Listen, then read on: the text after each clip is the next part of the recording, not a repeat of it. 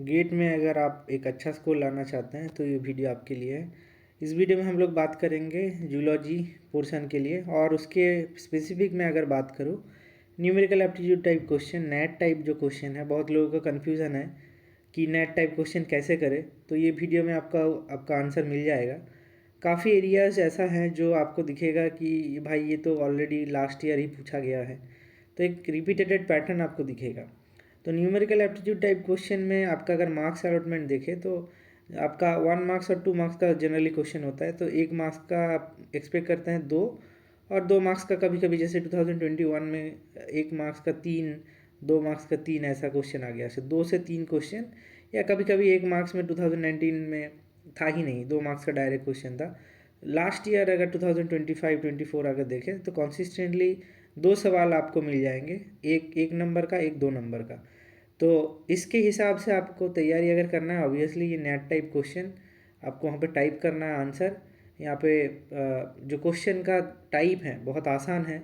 आसान इसलिए मैं कह रहा हूँ क्योंकि आपको एक पैटर्न दिख जाएगा। क्या पैटर्न है उसके बारे में हम लोग बात करते हैं। तो पहला सवाल ये है कि क्या क्या पूछा गया है और कौन कौन सा टॉपिक ऐसा है। ये एक स्लाइड में मैंने सब कुछ समराइज़ कर दिया है। फिर से मैं एक चीज़ दोहरा रहा हूँ, इसका गेट का जो सिलेबस है that is repeated common topics पूछा जाता है। प्रैक्टिस आप उसी हिसाब से कीजिए जिस हिसाब से सिलेबस है, कुछ एक्स्ट्रा करने की कुछ ज़रूरत नहीं है। जैसे मैं यहाँ पे देख पा रहा हूँ, आप भी देख पा रहे हैं, 2025 में 4 ऐसे सवाल आए थे, 2 1 नंबर के, 2 2 नंबर के। अभी जो 4 सवाल आए थे कहाँ कहाँ से आए? पहले हार्डी-यूनिबर्ग पॉपुलेशन जेनेटिक्स से एक क्वेश्चन था। उसके बाद जेनेटिक्स में प्रोबेबिलिटी से एक क्वेश्चन था, जहाँ पे आपको बेस्ड ऑन जैसे बता दिया कि जीनोटाइप फिनोटाइप से एक क्वेश्चन था और एक प्रोबेबिलिटी से क्वेश्चन था कि यहाँ पे शायद मैंने रखा है ये एक हार्डी-यूनिबर्ग वाला क्वेश्चन है 2025 का। दूसरा है पीसीआर वाला कॉन्सेप्ट, ये जैसे ये रहा आपका जीनोटाइप और फिनोटाइप का। Dominant recessive relation in gene पे इंडिपेंडेंट असॉर्टमेंट हो रहा है, तो अब बताइए क्या होगा। बहुत फंडामेंटल है इसीलिए क्योंकि आप जानते हो कि इस तरह का न्यूमेरिकल एक्सपेक्टेड है उस पोर्शन से। सिलेबस अगर आप आराम से देखो, उसमें और एक टॉपिक इंपॉर्टेंट है। बायोकेमिस्ट्री के लिए आप ऑब्वियसली एंजाइम काइनेटिक्स पढ़ के जाते हैं, तो इसमें भी क्या करना है, इसमें भी माइकलिस मेंटेन इक्वेशन आप देख के चले जाइए। टर्नओवर नंबर क्या होता है, कैटालिटिक एफिशिएंसी क्या होता है, ये 3 चीज़ें ही हैं। उसके साथ साथ competitive, non competitive, uncompetitive, match the following type में पूछा जाता है। पीसीआर बेस्ड न्यूमेरिकल 2025 में पूछा था। ऑब्वियसली बहुत फंडामेंटल चीज़ हैं जो आई होप सीएसआर का प्रिपरेशन जब करते हैं उसी में कवर हो जाता है। तो ये रहा 2025 का। तो मैं इससे क्या देखूंगा, इसके आगे देखते हैं 2024 में। 24 में मॉलिक्यूलर बायोलॉजी रिलेटेड क्वेश्चन पूछा गया था और एक बायोकेमिस्ट्री से। तो आप मान के चलिए एक बायोकेमिस्ट्री से सवाल पूछा जाएगा, और एक ऑब्वियसली जेनेटिक्स फेवरेट टॉपिक है। एनिमल फिजियोलॉजी का एक क्वेश्चन पूछा जाता है, जैसे आप देख पाए 2024 में सवाल आया था। अभी एनिमल फिजियोलॉजी का क्वेश्चन 2022 में भी आया था। तो मैं ये एक्सपेक्ट कर सकता हूँ कि अगर 2025 में नहीं पूछा गया है, लंग कैपेसिटी रिलेटेड क्वेश्चन का टॉपिक भी स्पेसिफाई कर देता हूँ, लंग कैपेसिटी रिलेटेड, जिसमें मैं फार्मूलाज भी आपको बता दूंगा और क्या क्या चीज़ें हैं वो बता देता हूँ। तो ये आप कॉमन पैटर्न देख पाएंगे 2022 2024, 2 साल, 1 साल के अंतर में पूछा गया है। अच्छा, उसको छोड़ के क्या था, Henderson Hasselbalch equation, obviously salt and its acid pH equal to pK plus log of concentration of salt by acid weak acid strong base, इसके हिसाब से 2023 का आप सवाल उठा लीजिए, 4 क्वेश्चन फिर से। एलील फ्रीक्वेंसी, डीएनए कंटेंट, एक फंडामेंटल डीएनए कंटेंट निकाले, 4C कंडीशन होगा तो G1S G2, तो इसमें रेप्लिकेट हो जाता है, उसके बाद 4C होता है, उसके बाद आपका सेल डिवाइड होता है, उसके बाद 2C करके माइटोसिस में और CC करके मियोसिस में जब गैमेट्स बनता है। तो डीएनए कंटेंट के ऊपर एक पूछा था। अच्छा, यहाँ पे 3 point cross, very very important, बहुत दिनों से नहीं पूछा गया है, 1 साल हो गया फिर भी नहीं पूछा। 2026 के लिए आप मान के चलिए, आप अगर प्रैक्टिस ये नहीं कर रहे आप बहुत कुछ मिस कर जाएंगे। क्या बहुत कुछ? जेनेटिक मैप 3 पॉइंट क्रॉस में 2023 का सवाल है, और आसान है एकदम, बिल्कुल बता देंगे कि ये फ्रीक्वेंसी है, डोमिनेंट का, रिसेसिव का है। सो ABC में कितने सेंटीमॉर्गन है और जीन ऑर्डर बता दो। तो 3 पॉइंट क्रॉस बेसिस पे ये सवाल पूछा जाएगा। मॉलिक्यूलर बायोलॉजी अगेन एक फेवरेट टॉपिक है। मॉलिक्यूलर बायोलॉजी में डीएनए लेंथ, उसी रिलेटेड जो क्वेश्चन बनता है, और आपका पूछ लेगा कि ये 2023 में ही पूछा था कि अर्थ का लेंथ अगर ये मतलब अर्थ से सन तक जा पाओगे, ऐसा एक कुछ क्वेश्चन था जहाँ पे सिंपली आपको कुछ करना नहीं है, आपको कितना टोटल डीएनए है सेल में ये निकालना था और उसके हिसाब से डिस्टेंस कितना किलोमीटर डिस्टेंस ये कवर कर पाता है। सो ये जो सवाल है, इस तरह का सवाल आप एक्सपेक्ट कर सकते हैं। फिर से अगर नहीं पूछेगा, parallel type of question, molecular weight बता देगा। मैं अभी बताऊंगा आपको क्या क्या पॉइंट्स आपको ध्यान रखने हैं। सो अपार्ट फ्रॉम दैट देखिए, फिर से 2020 में जैसे 22 में जैसे मैंने बात किया, लंग कैपेसिटी रिलेटेड एक क्वेश्चन पूछा गया था। अगर एनिमल फिजियोलॉजी से क्वेश्चन पूछा जाएगा, that will be on this lung capacity total. आपका जो पूरा एनिमल फिजियोलॉजी में से एक ही न्यूमेरिकल ये बनता है लंग कैपेसिटी रिलेटेड, उसके बारे में हम बात करेंगे। अच्छा, और एक छोटा सा ट्विस्ट था 2022 के पेपर में, लिंचमैन लॉ ऑफ ट्रॉफिक एफिशिएंसी। अगर आप जूलॉजी पढ़ते हैं अभी जानते हैं 10% लॉ होता है, वो भी बच्चों वाला सवाल था कि प्राइमरी प्रोड्यूसर है, फिर उसके बाद प्राइमरी कंज्यूमर है, सेकेंडरी कंज्यूमर है, तो उसके हिसाब से एनर्जी 10% घटता जाएगा, यही सवाल पूछा गया था। अच्छा, और एक चीज़ जेनेटिक्स से रिलेटेड, हेरिटेबिलिटी सिलेबस में है, इसलिए 2022 का टॉपिक है। लास्ट अगर 2-3 साल देखोगे अचानक से ये लोग हेरिटेबिलिटी डाल दिया थे। 2022 में अगर ये पॉइंट आप ध्यान रखेंगे, 2022 है, 26 में अगर आप एक्सपेक्ट कर सकते हैं हेरिटेबिलिटी रिलेटेड। टोटल में अगर कहूँगा आपको आधा कंसेप्ट आता, आधा क्या 90% कंसेप्ट आता है। अगर आप ये पॉइंट 2-4 पॉइंट्स और कर ले, जैसे ये हेरिटेबिलिटी के बारे में बात कर रहा हूँ, ये भी नैरो सेंस ब्रॉड सेंस सभी को पता होता है, ये आप जेनेटिक्स में पढ़ते हैं। ये रहा 2021 का। 2021 में आप देख सकते हैं हार्डी विनबर्ग फिर से पूछा गया था। 2021 में genetics probability related, obviously number of genotype phenotype same, enzyme kinetics, Michaelis Menten equation, biochemistry में अल्फा हेलिक्स रिलेटेड एक न्यूमेरिकल पूछा गया था, जिसमें आपको बता दिया था कि टर्न के हिसाब से कितना अमीनो एसिड है, ऐसा ही कुछ पूछा गया था। अब देख लीजिएगा, मैं यहाँ पे इनका क्वेश्चन को इनकॉर्पोरेट नहीं किया हूँ, बहुत जगह पे प्रीवियस ईयर क्वेश्चन सॉल्व करा रहे हैं, आप उन सब वीडियोस को रेफ़र कीजिए, आपको मदद हो जाएगा। और आपके पास अगर ऑब्वियसली नहीं है, आप डाउनलोड करके खुद से प्रैक्टिस करेंगे, ऑनलाइन में आंसर आ जाएगा। 2020 में एक ही सवाल था पॉपुलेशन जेनेटिक्स रिलेटेड, मैं आपको फिर से रिकमेंड करूँगा। हार्डी विनबर्ग का ऑलरेडी एक वीडियो है मेरे लास्ट यूट्यूब जो वीडियोज़ हैं उसमें है। तो population genetics, Hardy Weinberg principal, allele frequency निकालना, सभी एक साथ आपस में आ जाते हैं, 1-2 सवाल आप कर लेंगे, कंफ्यूज मत हो जाइए बस। एग्ज़ाम हॉल में आधे एलील फ्रीक्वेंसी, जीनोटाइप फ्रीक्वेंसी, दो अलग अलग चीज़ होता है, अभी मैं डिस्कस करूँगा। फिर से 2019 में one of the most favourite topic of GATE, that is Hardy Weinberg allele frequency निकालना पड़ेगा, एंजाइम काइनेटिक्स, माइकलिस मेंटेन। देख सकते हैं 1 साल बाद ही रिपीट हुआ था, तो इसमें क्या करना है, आराम से आप इस टॉपिक्स को प्रैक्टिस कर लीजिए, आपका काम बन जाएगा। Then genetic map and molecular biology में प्रोटीन का एक न्यूमेरिकल पूछा गया था, देख सकते हैं 1 साल बाद टॉपिक्स रिपीट हो रहा है। तो 2026 के लिए मेरा जो रिकमेंडेशन है, आपको ये ध्यान रखना है कि जो न्यूमेरिकल जनरली जो पूछा जाएगा पैटर्न बेस्ड है, फिर से प्रैक्टिस की ज़रूरत है, क्योंकि इस तरह का क्वेश्चन करने के लिए आपको बहुत ज़्यादा दिमाग नहीं लगाना है कि बहुत सारा डिफ़िकल्ट चीज़ें पूछ लेगा। 1-2 स्टेप्स होते हैं।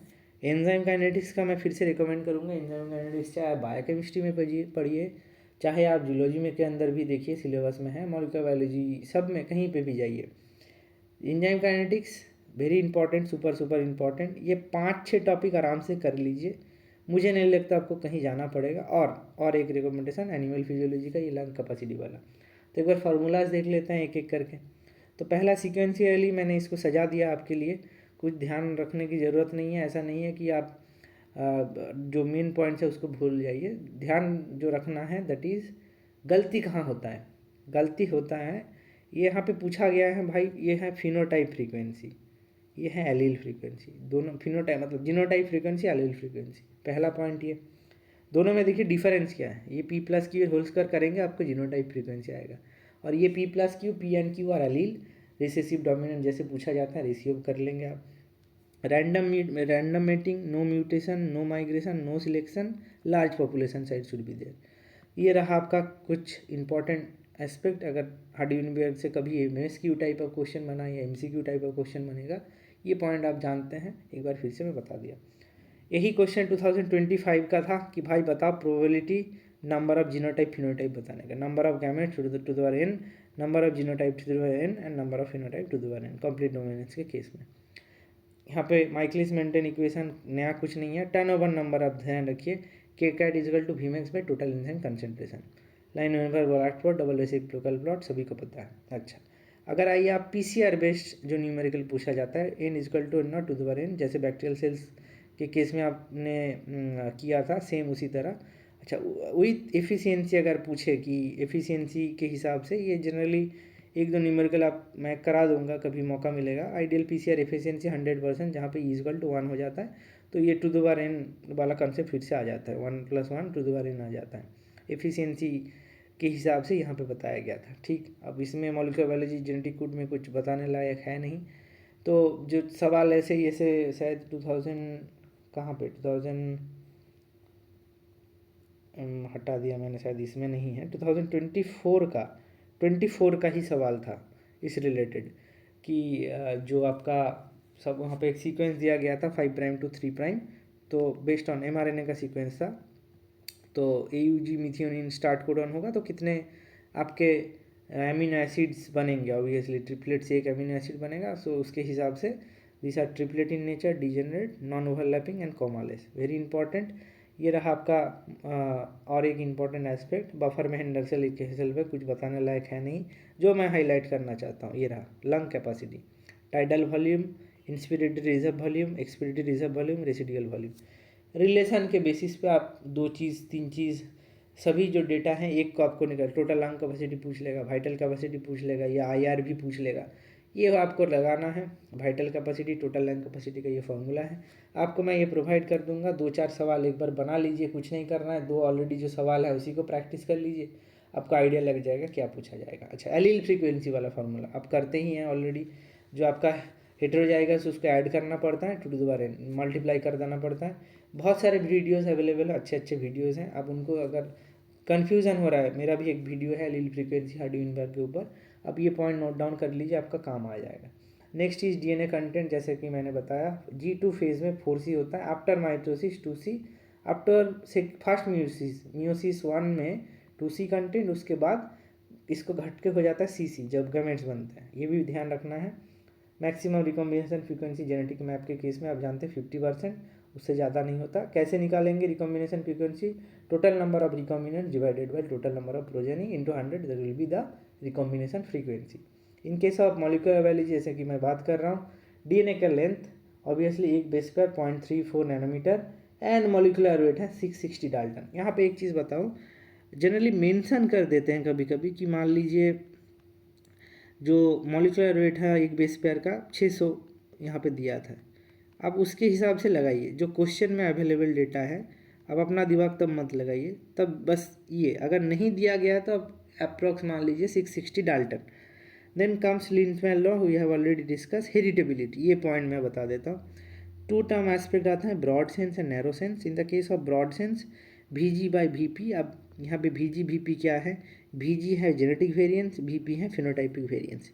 VG/VP is broad sense heritability and VA/VP, VA है एडिटिव जेनेटिक वेरिएंस, जिसमें बहुत सारी चीज़ें आता है।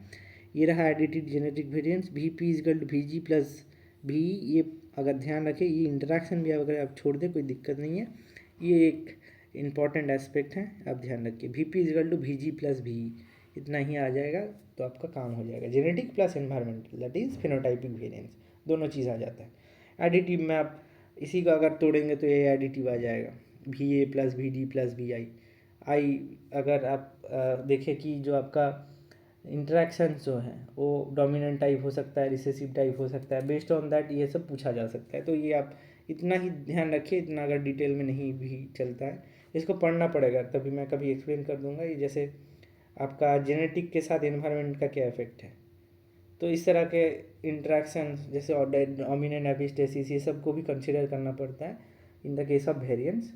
Next comes protein structure, 1.5 angstrom rise होता है per residue, amino acid per turn is 3.6 and pitch height per turn is 3.6:1.5, that is 5.4 angstrom और 0.54 नैनोमीटर। वेरी वेरी इंपॉर्टेंट, आप ध्यान रखिए इसको। और कितने हाइड्रोजन बॉन्ड्स हैं, ऑब्वियसली 4 घटा के आप कर दिए, जैसे CSIR में क्वेश्चन पूछा गया था, पूछा जा सकता है। Hydrogen bonds are intrachain, very important. अच्छा, प्रोलिन हेलिक्स बेकार होता है, mostly right handed and most stable, side chain side chain are projected outwards, ऐसे हेलिक्स चलेगा जब, तब ये side chains are projected outwards. Next, beta sheet में 3.5, अल्फा हेलिक्स में 1.5, बीटा सिक्स में 3.5 एंगस्ट्रॉम। वेरी वेरी इंपॉर्टेंट, ध्यान रखिए, आपका काम बन जाएगा। इसी में मैंने आपको समराइज़ करके ये वाला स्क्रीनशॉट भी डाल दिया आपके मदद के लिए। तो ये पीडीएफ मैं आपको अवेलेबल कर दूंगा, कुछ नहीं करना, नेट प्रैक्टिस करने के लिए पीडीएफ मोर देन इनफ है मैं कहूँगा। जो टॉपिक्स मैंने यहाँ पे हाईलाइट किया है, प्लीज़ इसको आप आराम से स्क्रीनशॉट ले लीजिए। आप पीडीएफ है, पीडीएफ मिल जाएगा, प्रैक्टिस करके जाइए, क्वेश्चन कहीं से भी लगाइए, प्रैक्टिस आपको करना है। बाकी अगले वीडियो में तब मिलते हैं, तब तक के लिए धन्यवाद और थैंक यू।